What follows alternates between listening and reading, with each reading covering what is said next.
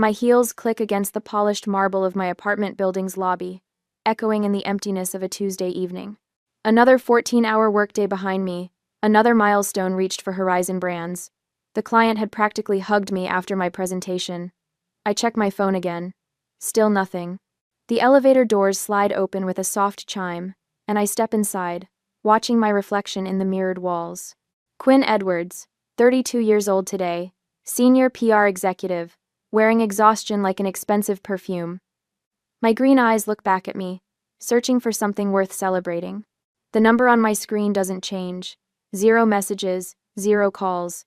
I tell myself it doesn't matter. I'm a grown woman who handles multi-million-dollar accounts. Birthdays are for children.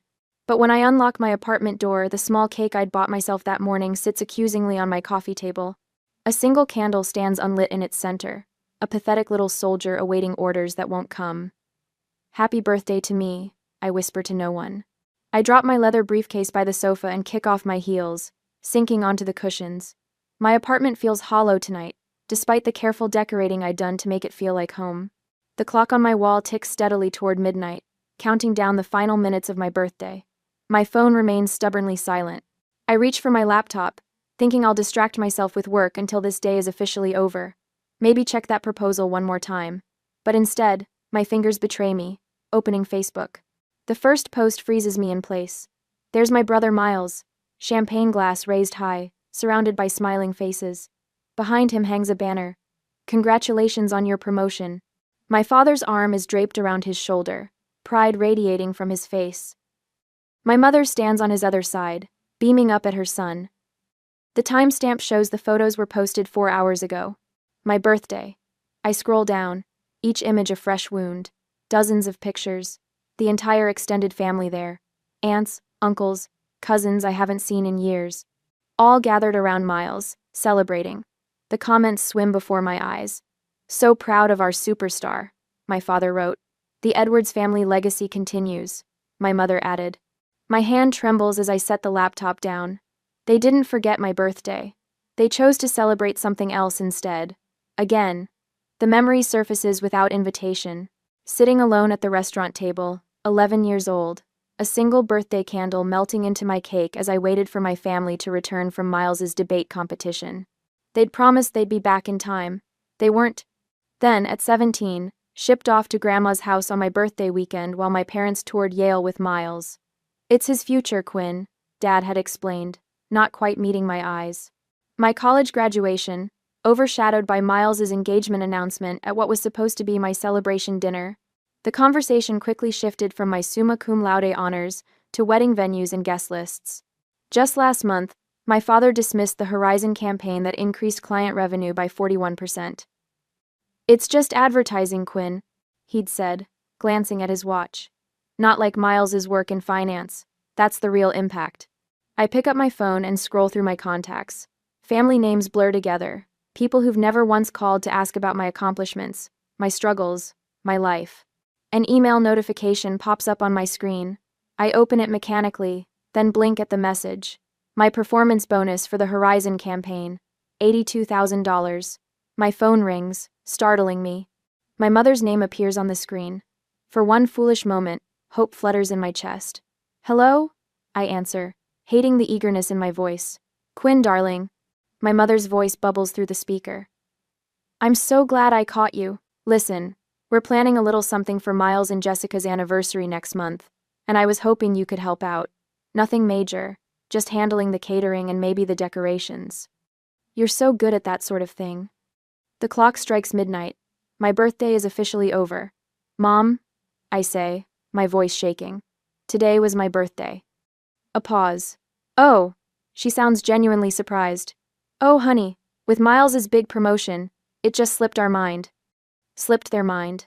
Like always. I stare at the email still open on my laptop. $82,000. More money than I've ever had at once. Something shifts inside me, like tectonic plates sliding into a new formation. My voice steadies. Don't worry about it, Mom, I say, the words coming from somewhere new and unfamiliar. I understand what's important to this family. And for the first time in my life, I truly do. 4 days later at work, my fingertips hover over the keyboard, frozen in disbelief. The group chat that I am not part of, but thanks to Mom's accidental invitation, I entered it. Threads sprawled across my screen like a crime scene, each message more damning than the last. Quinn should contribute significantly to Miles's anniversary gift, my father wrote. At least 20,000. My mother's reply appears below. She just got that bonus. Time she supports the family for once. And there it is. My name, spelled Quinn, in the family thread. 1, instead of 2. My own mother can't even spell my name correctly. I lean back in my office chair, the leather creaking beneath me. The Chicago skyline stretches beyond my window, buildings glittering in the afternoon sunday. Inside Horizon PR's glass-walled conference room, I'm supposed to be preparing for tomorrow's client meeting. Instead, I'm discovering just how little I matter to the people who should care most.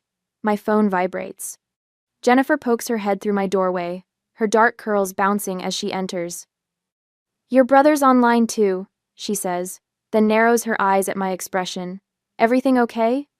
"Miles used our contacts at Regen Tech," I say, turning my laptop toward her. "Pulled their marketing director into a meeting for his investment firm, without asking me." Jennifer scans the emails, her frown deepening. "This is the third time he's done this. And your dad thinks you should give him 20 grand for an anniversary party?"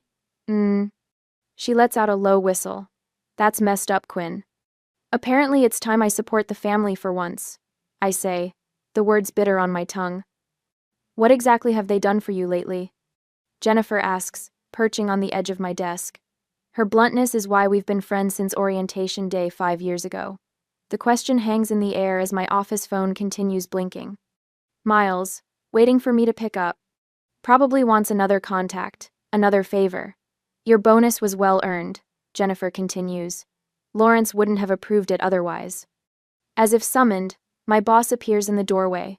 Lawrence Chen, CEO of Horizon PR, immaculate in his charcoal suit despite the late hour. "Quinn, the Westfield campaign numbers just came in," he says, sliding a folder across my desk. 41% increase in their quarterly revenue. The board is ecstatic. His smile reaches his eyes. "This is why I fought for your bonus. You've earned every penny." After he leaves, Jennifer squeezes my shoulder. "See? At least someone appreciates you."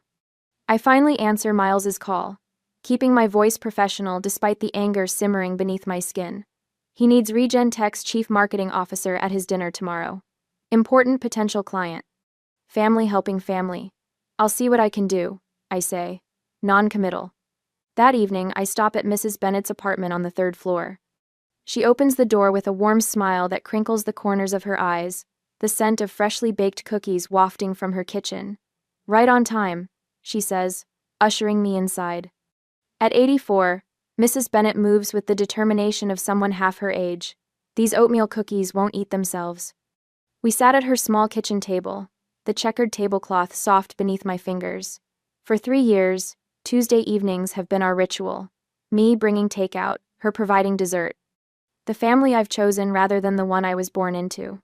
"You look troubled," she observes, pushing the cookie plate closer. I tell her about the emails, about Miles using my contacts, about the $20,000 they expect me to contribute. And they spelled my name wrong. I finish, hearing the childish hurt in my voice. Mrs. Bennett's hand covers mine. Some parents never see their children clearly, too busy looking at their own reflection. Her words follow me home, lingering as I change for the family dinner I've been dreading for days. My apartment feels like a sanctuary now, away from what awaits me at my parents' house. On Saturday evening, the Edwards family mansion looms over Lakeshore Drive, 3 stories of stone and privilege. Inside, my mother, Claudia, fusses with flower arrangements while my father, Richard, pours himself a scotch. Miles and his wife, Jessica, sit on the leather sofa, looking like a country club advertisement. Dinner progresses with the usual choreography. My father dominates the conversation, detailing Miles's recent promotion. My mother interjects with the perfect anecdote. I push salmon around my plate, waiting for the inevitable. "It comes with dessert. Quinn," my father says, setting down his coffee cup with authoritative precision. "We need to discuss your contribution to Miles and Jessica's anniversary celebration." The room seems to contract. All eyes turn to me. 20,000 would cover the venue and catering, he continues. As the only family member with a recent windfall, it seems appropriate. My mother nods, her pearl earrings catching the light. Family supports family, darling. The words trigger something in me. Family supports family. When had they supported me? I can't, I say quietly. My father frowns, not processing my refusal. I beg your pardon? I can't contribute $20,000. My voice steadies. That's a quarter of my bonus. I have other plans for it. Silence descends, thick and unfamiliar. No one in this room is accustomed to hearing no from Quinn Edwards. What other plans could possibly take precedence over your brother's celebration? My father's voice drops dangerously. My future, I answer simply. My mother's face crumples. After all we've done for you, she whispers, tears gathering. The performance is flawless, designed to maximize guilt. What exactly have you done for me? The question slips out before I can stop it. My father rises, towering over the table. I will not tolerate ingratitude in this house. Your brother is the real achiever in this family. The least you can do is support his success. His words strike with precision, finding the bruise he's been pressing my entire life. I stand, legs unsteady beneath me. I need to go, I say, gathering my purse. My mother reaches for my arm. Quinn, please, don't make a scene. But for once, I don't retreat into silence. I don't smooth things over. I walk out the front door, guilt trailing behind me like a shadow. But something else too. Resolution. For the first time in 32 years, I've refused to fade into the background of my brother's life. It feels terrifying. It feels right. In my car, hands still trembling on the steering wheel, I make a promise to myself. This is just the beginning. A week later, Mother calls every morning at precisely 7:15. I've started leaving my phone in the bathroom while I make coffee. Quinn, sweetie, this rebellious phase needs to end. Her voice echoes from the speaker as I apply mascara. Your father hasn't slept properly since that dinner. I watch myself in the mirror, cataloging the familiar tightness around my mouth. Mom, I'm not rebellious. I'm 32. Then why are you breaking our hearts, after everything we've sacrificed for you? The mascara wand freezes midair. What exactly have you sacrificed for me? She gasps, genuinely shocked. How can you ask that? We gave you everything. I have a meeting. I need to go. I hang up before she can respond. By afternoon, my father strides through the glass doors of Horizon Brands, his tailored suit and commanding presence turning heads. Jennifer catches my eye across the conference room, mouthing code red before disappearing. I intercept him near reception. Dad, this is my workplace. Then you should conduct yourself like a professional. His voice carries, drawing attention from nearby cubicles. Professionals honor their family obligations. Lower your voice. I guide him toward an empty meeting room, acutely aware of curious glances. What do you want? Your mother hasn't stopped crying. Is that what you wanted? To punish us because we missed one birthday? The dismissal ignites something molten inside me. Try 20 years of birthdays, graduations, and achievements. You always exaggerate. He checks his watch. The point is, Miles deserves our support. 20,000 from your bonus is more than fair. My phone buzzes with an emergency alert from our biggest client. I have to handle this crisis. We'll talk later. I do too on. This conversation isn't finished, Quinn. Actually, it is. I close the door behind me, hands trembling but voice steady as I dial the client.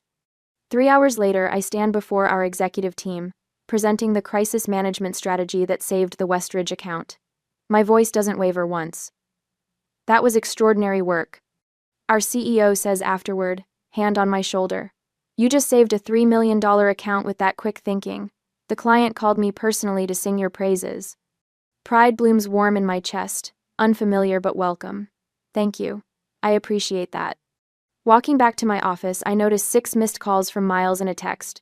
Mom's crying every night because of you. Fix this. Fix. I silence my phone and turn to the stack of congratulatory emails from colleagues and clients. The contrast is stark. At work, I'm valued.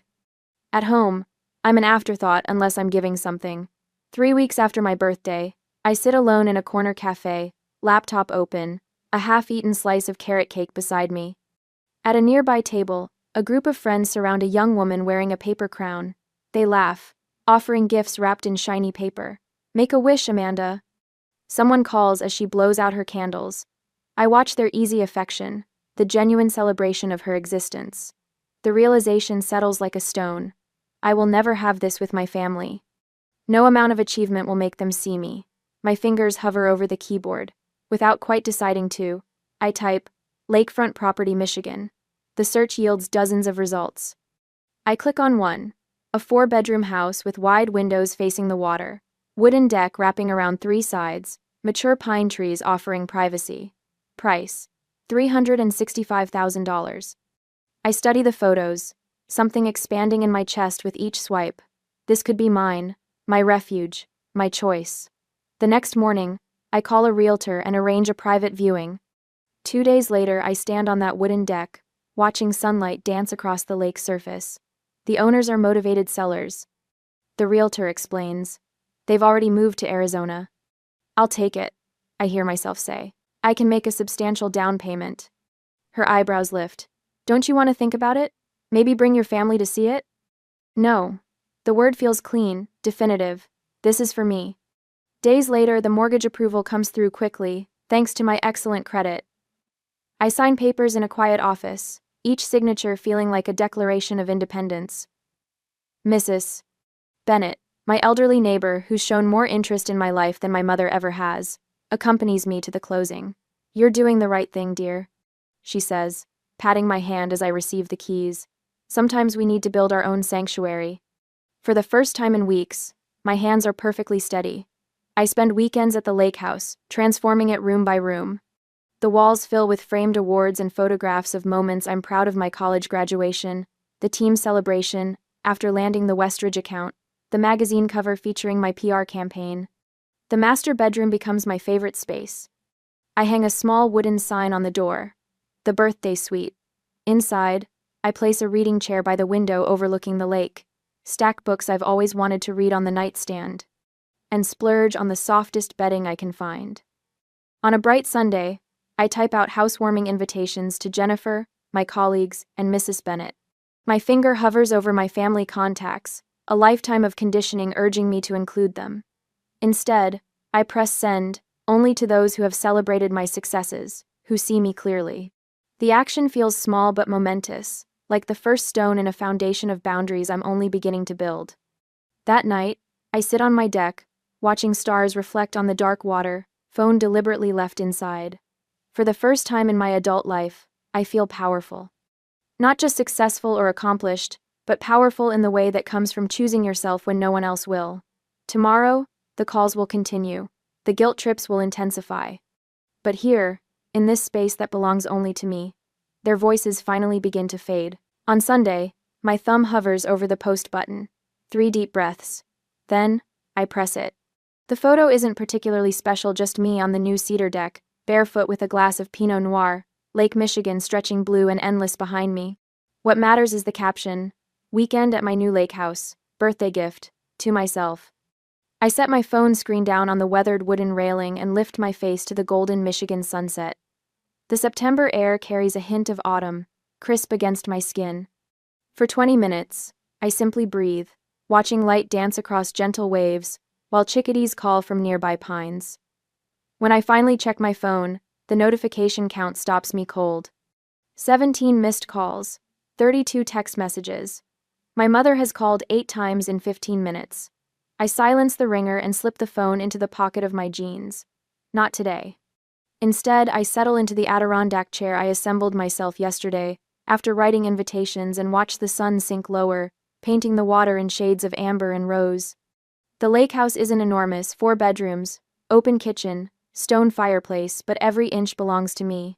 Every decision, from the sage green exterior paint to the vintage brass doorknobs, reflects choices I made without seeking anyone's approval. My phone vibrates again, persistent as a wasp. When I glance at the screen, Jennifer's comment appears. "You deserve this and more. Can't wait to see it in person." Monday morning at work brings 6 voicemails from my mother, each progressively more frantic than the last. "Quinn, call me back immediately. Where did you get money for a house? Your father wants to know. This is completely irresponsible behavior. Call us. People are asking questions we can't answer. How do you think this makes us look? Your brother is driving to your work right now. You better be there. The final message arrives at 10 a.m. There's a family emergency meeting tomorrow night. We expect you there. Don't make this worse than it already is. I delete them all and make blueberry pancakes in my new kitchen. By afternoon, I've hung curtains in the master bedroom and assembled the patio furniture when my work phone rings. It's Jennifer. Your brother showed up at the office looking for you, she says without preamble. He seemed pretty shaken when I told him you'd taken the week off. Asked if I knew where you were. What did you tell him? That your whereabouts weren't my information to share. Then he got that Edwards family look, you know, the one like I was the unreasonable one for respecting your privacy. I laugh, surprising myself with the sound. Thank you. Don't thank me yet. He cornered Devin from accounting, who mentioned something about Michigan. So heads up, they might figure it out. I gaze out at my lakefront property, where autumn leaves drift across fresh-cut grass. Let them. Saturday brings my improvised housewarming. Colleagues from the agency arrive with practical gifts and genuine smiles. My boss Greg brings an expensive bottle of Cabernet with a handwritten note, to celebrating yourself. We toast on the deck while watching boats drift by. Mrs. Bennett arrives last, her silver hair swept into an elegant bun. She carries a quilt made from fabric scraps in shades of blue and green. For your bedroom, she says, eyes crinkling with warmth. Every home needs something handmade with love. I blink back unexpected tears as she wraps her arms around me. I'm so proud of you, she whispers. We grill steaks and corn on the deck. Someone brings a portable speaker, and 80-second music mingles with laughter and conversation. I take photos of everything. Friends sprawled on new furniture, sunset reflections in windows, Mrs. Bennett teaching Jennifer how to properly fold napkins. I post these images too, each one highlighting the absence of my family, while showcasing the people who actually show up for me. Sunday evening, my father texts, "Where did you get house money?" Answer immediately. I pour another glass of wine and don't respond. On Monday, I came back to work, and the family gossip network was fully activated. My cousin Elaine calls, voice hushed with calculated concern. "Everyone's talking about your lake house," she says. "Aunt Claudia is beside herself. Uncle Richard wanted to call a family meeting, but you weren't there." "I was busy hanging shelves," I reply, surprised by my own calm. "Quinn." She pauses dramatically. "People are saying things." "What things?" "That you've been hiding money. That you're having some kind of breakdown. That this is all because you're jealous of Miles's success." I laugh then, a real laugh that bubbles up from somewhere new inside me. That sounds exactly like something my family would say. The call that finally comes Thursday night is from my mother. I answer on the fourth ring, settling into my porch swing. "Quinn, Elizabeth Edwards." She begins, voice tight with controlled fury. "This has gone far enough. The Petersons, the Carsons, even Reverend Wallace has asked about your situation." My situation? This attention-seeking behavior. Buying a house without consulting the family. Posting those photos. People are asking questions. I rock gently, watching a heron glide across the water. "What questions?" Her voice drops to a whisper. "Why you would need to buy yourself a birthday present. Why we weren't there to help you celebrate. It's creating a very uncomfortable situation for this family." "How interesting." I keep my voice light. It's almost like actions have consequences. "We need to fix this." Her voice hardens with purpose. "I'm organizing a family dinner Sunday night. Your father and I will explain that this was all a misunderstanding. That we've always supported you." The old Quinn would have agreed immediately, desperate to smooth things over. But that Quinn doesn't live here anymore. "I'm available Tuesday next week," I say instead. 7 o'clock, and I'll bring the photo albums. "What photo albums?" I smile into the phone. The ones I've been keeping since I was 11 years old, documenting everything. Documenting. For once, my mother has nothing to say. On Tuesday next week, the granite steps of my parents' mansion stretch before me like a courthouse walkway. I grip the 3 photo albums tighter against my chest, my knuckles whitening around their edges. The evening sun casts long shadows across the manicured lawn, shadows that seem to reach for me, trying to pull me back into old patterns. I ring the doorbell instead of using my key. Tonight, I'm not family. I'm a prosecutor with evidence. The heavy oak door swings open. Dad stands there, all 6'2" of him framed in the doorway, his silver hair perfectly combed despite the hour. His eyes flick to the albums in my arms, then back to my face. "You're late," he says, turning away without waiting for a response. No hug, no smile, just criticism. I follow him into the foyer where Mom waits, tissues already clutched in her hand. Her eyes are red-rimmed, makeup carefully applied to look like she's been crying without actually ruining her appearance. "Quinn," her voice breaks dramatically. "We've been so worried." I don't answer. The script is too familiar, her tears, my guilt, my eventual surrender. Not tonight. Miles appears from the living room, drink in hand. He pauses when he sees me, his expression shifting from casual confidence to something uncertain. I stand straighter, holding his gaze until he looks away first. "Dinner's getting cold," Mom says, turning toward the dining room. The table is set with the good china, candles flickering in sterling silver holders. A peace offering, or a bribe. I place the photo albums on the sideboard and take my usual seat opposite Miles, diagonal from the head of the table where Dad reigns. "Your mother made your favorite," Dad says, serving himself first as always, beef Wellington. "It hasn't been my favorite since high school.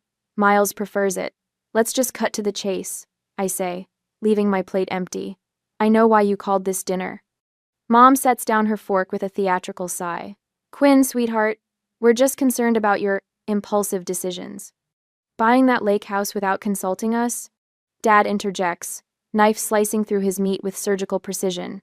It reflects poorly on the family image. Reckless spending, poor financial planning. "It was my bonus money," I say quietly. "Money that could have been invested properly," he continues as if I hadn't spoken. "Or contributed to something meaningful for the family." Miles clears his throat. "Quinn, no one's saying you can't have nice things, but maybe selling it would keep peace in the family. Mom's been crying every night." Mom dabs at eyes that remain suspiciously dry. "You're breaking your mother's heart," she whispers. I push back my chair and walk to the sideboard. The album feels heavy in my hands as I return, placing it at the center of the table. "I brought something I thought you should see." Dad's mouth tightens. "We don't have time for scrapbooks." "Make time." My voice doesn't waver. I open the first album, pages of Miles in party hats, Miles blowing out candles, Miles surrounded by towers of presents. Ages 6 through 25, each birthday documented with professional photography. "Turn to page 16, I tell Miles. He hesitates, then flips the page. A photo of his 18th birthday. A car with a giant bow, Dad handing him keys, Mom crying tears of actual joy. I slide the second album forward. "This one's mine." Mom reaches for it first. Her fingers tremble slightly as she opens it. Empty pages stare back at her. A few scattered photos, me alone with store-bought cupcakes. One of Mrs. Bennett hugging me on my 30th. Nothing else. There was nothing to put in it, I explain. "On my 21st birthday, you were at Miles's engagement party. Remember?" Miles flinches. I open the third album without waiting for a response. Family vacations, Disney World, the Grand Canyon. European tours. "I'm not in these because I wasn't there," I say. "I was left with Grandma, or at summer camp, or told there wasn't enough money for everyone to go."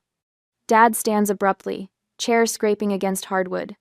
"What's the point of this melodrama, Quinn? You've always been the difficult one." The point is evidence. Next comes a spreadsheet, printed and highlighted. This tracks family spending. Miles versus me. College tuition. Birthday gifts. Car down payments. Family trips. The numbers tell their own story. Thousands for Miles, hundreds for me. "And this," I say, pulling out a worn diary page, "is from when I was 9. I read aloud, "Maybe next year they'll remember my birthday without Grandma calling to remind them." Finally, I produce a photograph. Christmas dinner, 3 years ago. An empty chair at the table, a place setting with my name on a card. I was in Chicago, working. You knew I couldn't come, but you set a place anyway, took this picture, and sent it to me with, "We missed you." You wanted me to feel guilty for not being there. But I was the only one who noticed something. I point to the chair. "Look closer." Mom takes the photo, squinting. "That's not my usual chair," I say quietly. "That's where guests sit. Even when you're pretending I belong, I'm still an outsider." The silence stretches between us, taut as a wire. Dad's face darkens to crimson. "What do you want from us, Quinn? An apology? Fine. We favored Miles. He was always the priority. He's carrying on the Edwards name, the Edwards legacy. Mom crumples, real tears now. We didn't mean to. It just happened. And then it became a pattern, and I was easier to ignore. I finish for her. Miles hasn't spoken. He's staring at a photo I deliberately placed at the edge of the table. Him at 8, surrounded by presents. Me at 6, watching from the background, mouth tight in a smile that doesn't reach my eyes. I stand, gathering my evidence except for the albums. Those I leave behind. I don't need your approval anymore. I say, voice clear and steady. I don't need your love or your attention or your validation. I waited 32 years for you to see me. I'm done waiting. I turn toward the door, shoulders straight, steps unhurried. Behind me, Miles calls my name. Mom sobs. Dad remains silent. I pause at the threshold, not looking back. The albums are yours to keep. Consider them a gift. The door closes behind me with a quiet click that echoes like thunder. A year later, on my birthday, the morning sun paints gold across my lake house deck as I arrange a tray of fresh fruit beside a champagne bucket. 33 candles waited on the cake. Jennifer insisted on bringing one for each year, plus one for luck. Need any help? Mark from marketing calls from the sliding door, balancing a platter of pastries. Just set those anywhere. I smooth my red sundress and check my watch. Everyone should be here within the hour. A year makes quite the difference. Last birthday, I sat alone in my apartment with a store-bought cake. Today, my deck bustles with colleagues and new friends, all here to celebrate me. My phone buzzes with congratulatory texts about my promotion to senior director. The timing feels poetic, announced yesterday, celebrated today. The lake sparkles beyond the railing, reflecting the sky that matches my mood. Dr. Levine, my therapist, would call this progress. Our weekly sessions have helped me understand the family dynamics that shaped me. Generational patterns, she calls them. Breaking them takes courage. Courage looks like spending Thanksgiving at a resort in Vermont instead of my parents' house. Like muting group texts when they turn manipulative. Like building my own traditions from scratch. Quinn! Jennifer raises her mimosa glass. To the birthday girl who taught us all how to choose ourselves. Glasses clink. Laughter ripples. I absorb the warmth of genuine connection, so different from the hollow performance of family gatherings. A car door slams out front. I know that engine sound. My brother's BMW. Miles stands awkwardly at the edge of the deck, holding a wrapped package.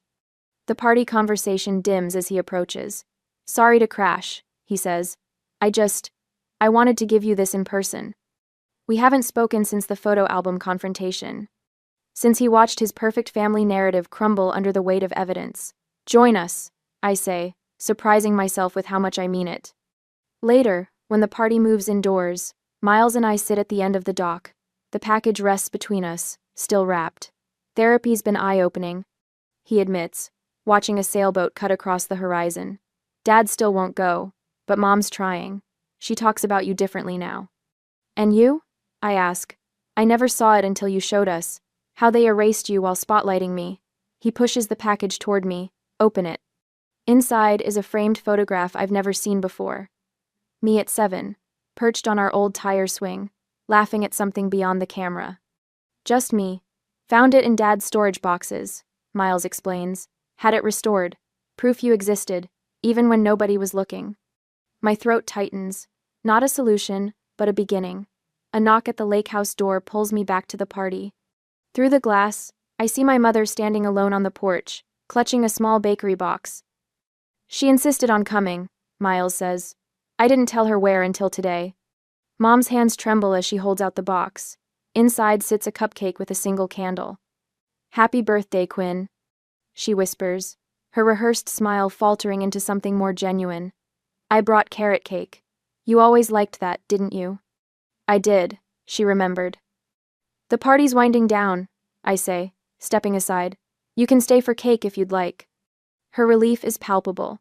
Small steps. After everyone leaves, I walk back to the dock as twilight settles over the lake. Last year, I spent my birthday staring at an empty inbox in a sterile cafe. Tonight, I'm surrounded by gifts chosen with care, echoes of laughter, and the beginnings of boundaries that protect without isolating. My phone chimes with a text from Mrs. Bennett. Did you enjoy your day, dear? I smile as I type my reply.